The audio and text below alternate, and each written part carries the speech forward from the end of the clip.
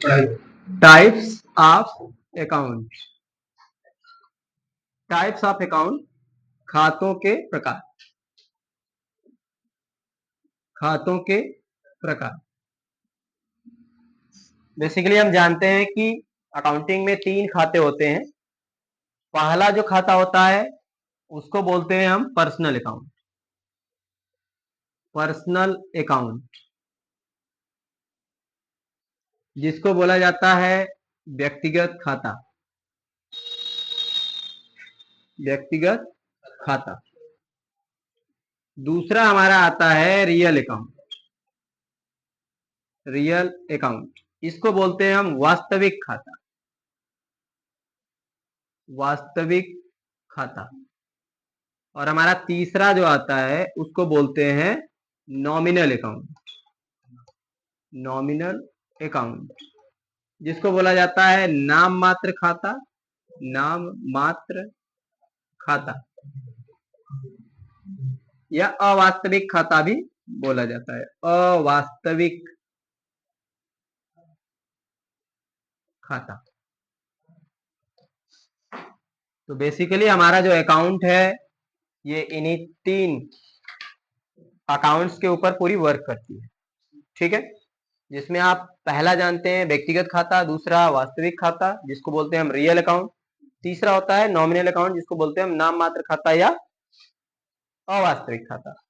प्रत्येक अकाउंट के बारे में हम सबसे पहले समझेंगे कि पर्सनल अकाउंट हमारा क्या होता है, उसके एग्जाम्पल को हम देखेंगे और उसके रूल्स को हम देखेंगे। वो फैन दबा दो, बंद हो जाए तो, ऊपर वाला है बगल का।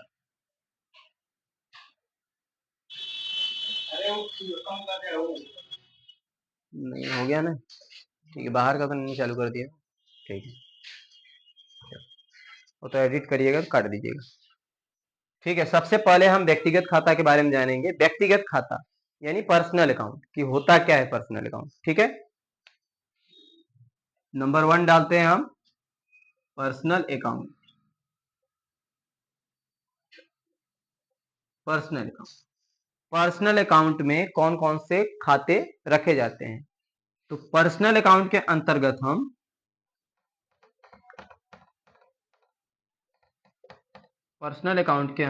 हम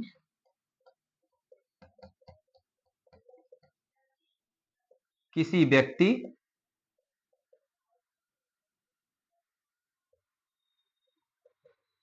व्यक्ति, किसी कंपनी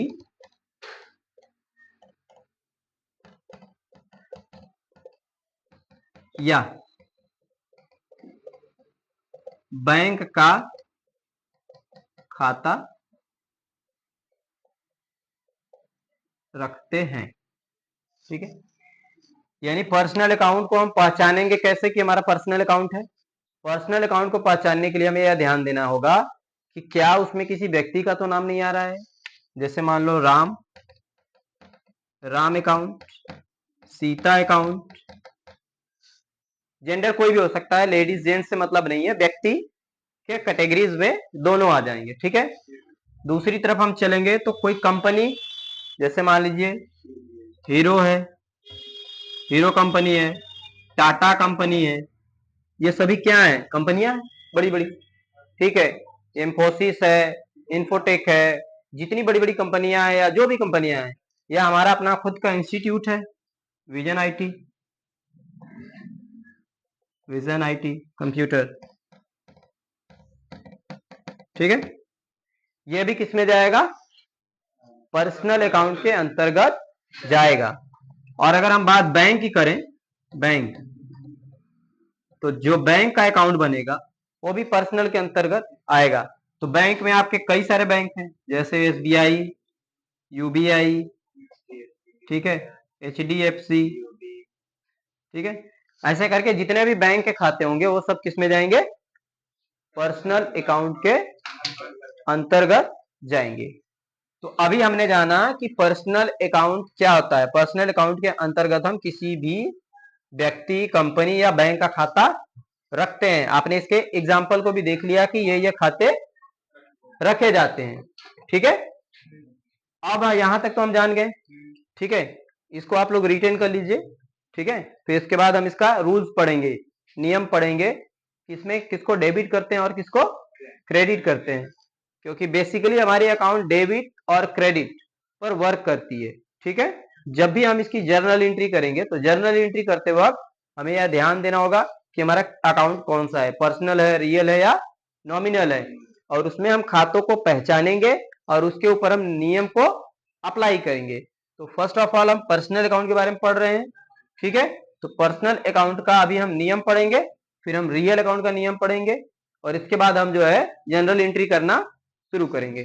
ठीक है। तो आप इसको लिख लीजिए, पहले कुछ टाइम के लिए स्टॉप कर दीजिएगा, फिर हम लोग जब इसका, चलिए इसको मिटा देते हैं। ठीक है।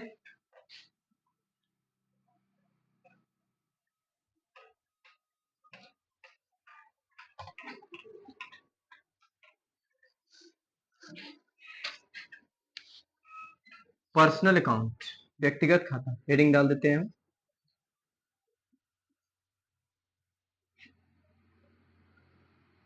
आप लोग लिखे हैं ना इसके बारे में, लिखने की जरूरत नहीं।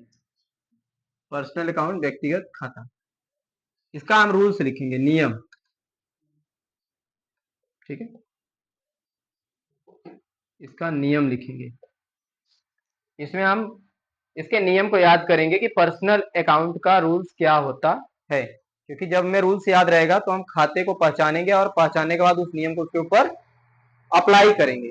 ठीक है। तो इसका रूल्स होता है, debit is the receiver person, debit is the receiver person,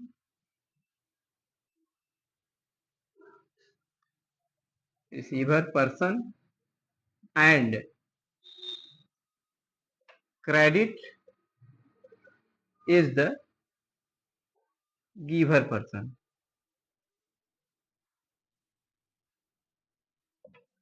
यानी जो व्यक्ति पर्सनल अकाउंट में प्राप्त करेगा उसको हम क्या करेंगे, डेबिट, और जो व्यक्ति देगा उसको क्या करेंगे, क्रेडिट।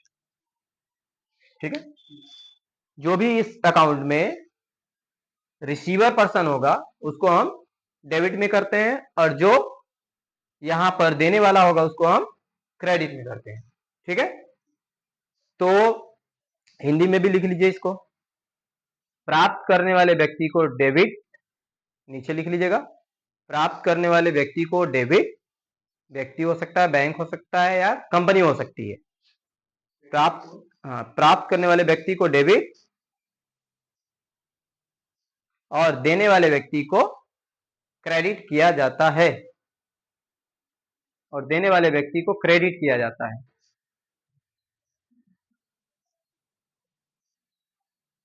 देने वाले व्यक्ति को क्रेडिट किया जाता है। अब एग्जांपल देखते हैं इसके हम।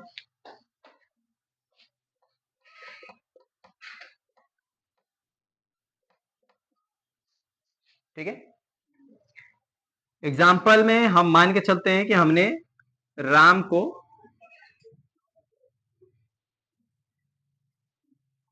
नकद भुगतान किया, नकद भुगतान किया, मान लो 10,000। ठीक है। 10,000 रुपए हमने राम को नकद भुगतान किया, यानी पैसा दिया। ठीक है।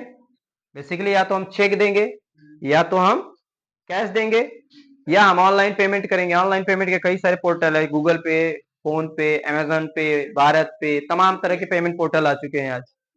तो आप जो भी पेमेंट पोर्टल यूज करते हो, या तो ऑनलाइन उनको आप पेमेंट करोगे, या तो फिर आप चेक दोगे। ठीक है। या तो फिर आप कैश दोगे, या बैंक से आप आरटीजीएस या एनईएफटी करोगे। ठीक है। तो अगर हम बैंक के थ्रू कर रहे हैं या ऑनलाइन पेमेंट हम कर रहे हैं बैंक के थ्रू, तो उसका हम खाता जहां पर बैंक का बनाते हैं। जब हम कैश दे रहे हैं तो कैश का बनाएंगे, अगर हम ऑनलाइन ट्रांसफर कर रहे हैं तो बैंक का खाता बनाएंगे, चेक दे रहे हैं तो बैंक का खाता बनाएंगे, क्योंकि हम कैश तो दे नहीं रहे हैं उसको। तो बैंक के थ्रू हमारा पैसा गया तो रिकॉर्ड में हमारे बैंक में दिखाना चाहिए। ठीक है। तो देखिए राम कौन सा खाता है, पर्सनल खाता है, क्योंकि मैंने बताया अभी अभी कि पर्सनल अकाउंट में हम किसी व्यक्ति, कंपनी या बैंक का खाता रखते हैं। तो राम क्या है, नाम है। ठीक है। राम नाम है, तो नाम है तो वह व्यक्तिगत खाता हो गया, और व्यक्तिगत खाते का अभी मैंने नियम यहाँ आपको बताया कि debit is the receiver person, तो जो रिसीव करेगा वह कौन हो जाएगा, डेबिट हो जाएगा, और जो देगा वह क्रेडिट हो जाएगा। जनरल एंट्री जब आप करोगे इसकी, तो मैंने बताया है कि date particular LF ledger folio बोलते हैं जिसको, और यहाँ पे आप DR और CR करते हो, इसको LPN भी लिखते हैं, लेजर पेज नंबर। ठीक है, कितने नंबर के लिए होता है? हाँ, इसमें आप जितनी एंट्री कर रहे हो उतनी एंट्री आप लिखते जाओ। ठीक है, अब मान लीजिए कि आपने यहाँ पर 2, 5, 25 को किसको दिया पेमेंट, राम को, तो राम रिसीव करेगा, तो राम क्या हो जाएगा, डेबिट, क्योंकि प्राप्त करने वाला व्यक्ति क्या होता है, डेबिट होता है ना। राम अकाउंट डेबिट करेंगे, कितने का डेबिट है, 10,000, तो यहाँ 10,000 डालिए।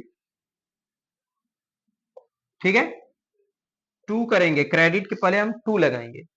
ठीक है, और यहाँ पे हम लिख देंगे हमारे पास से क्या गया, पैसा, पैसा क्या है, कैश। कैश जो है वो रियल अकाउंट होता है। अभी इसके बाद जब आप रियल अकाउंट का नियम पढ़ेंगे और इसके एग्जाम्पल पढ़ेंगे तो आपको समझ में आएगा कि रियल अकाउंट में हम वस्तुओं एवं संपत्तियों का खाता बनाते हैं, वस्तु हो या संपत्ति। तो हमारे जो पैसा क्या है, संपत्ति है। वस्तुओं में चाहे जो भी आपका सामान है, चेयर है, कुर्सी है, टेबल है, फैन है, ठीक है, कंप्यूटर है, लैपटॉप है, मोबाइल है, ये सब क्या है, वस्तु है ना।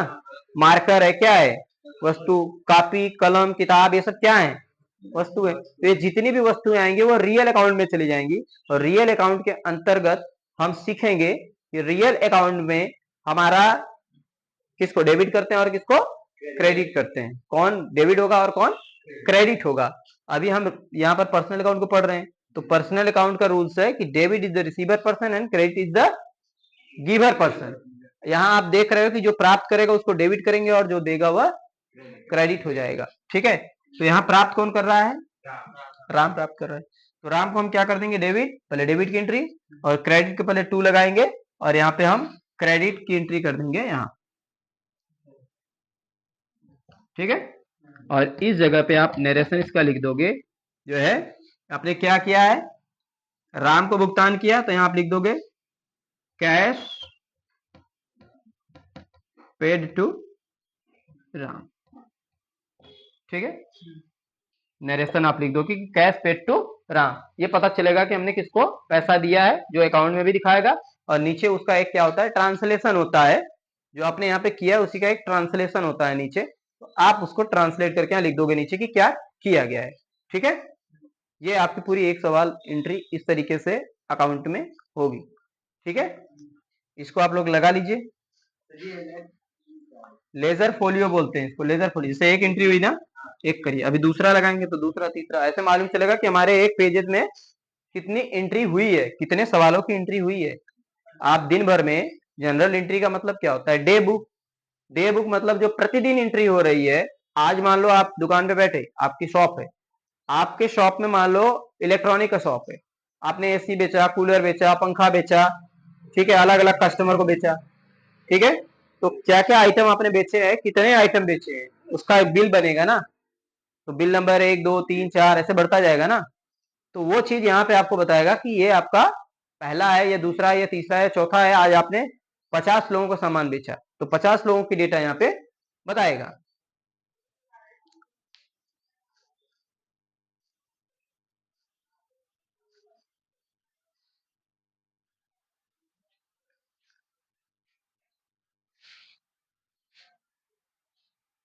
एक लोग इसको ऑपरेट करने के लिए भी चाहिए, ऐसा जगह रहे इसको।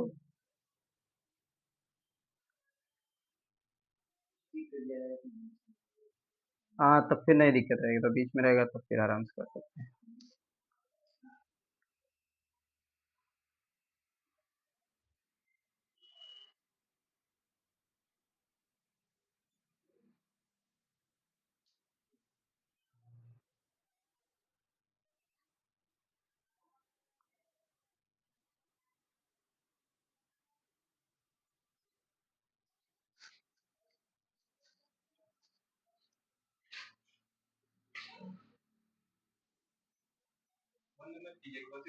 पॉज है ना ऊपर। चलिए स्टार्ट करें नेक्स्ट। अब देखिए अगला हम देखते हैं। ये तो सवाल हो गया कि राम को नकद भुगतान किया। अब अगर सवाल इस तरह से हो जाए, दूसरा सवाल इस तरह से हो जाए कि स्टेट बैंक में जमा किया, स्टेट बैंक में जमा किया, मान लीजिए 5,000, ठीक, स्टेट बैंक में जमा किया 5,000। तो अब इसकी एंट्री कैसे करेंगे? स्टेट बैंक कौन सा खाता है? पर्सनल है। मैंने बताया था कि बैंक के जो भी खाते होंगे वो सब पर्सनल अकाउंट में होंगे। तो स्टेट बैंक यहाँ कौन सा खाता है? पर्सनल। और पर्सनल का नियम क्या है? Receiver person is debit and giver person is credit होता है, यानी debit is the receiver person and credit is the giver person. तो यहाँ हम क्या देख रहे हैं? स्टेट बैंक क्या कर रहा है? प्राप्त कर रहा है। तो जब प्राप्त करेगा तो क्या हो जाएगा? डेबिट।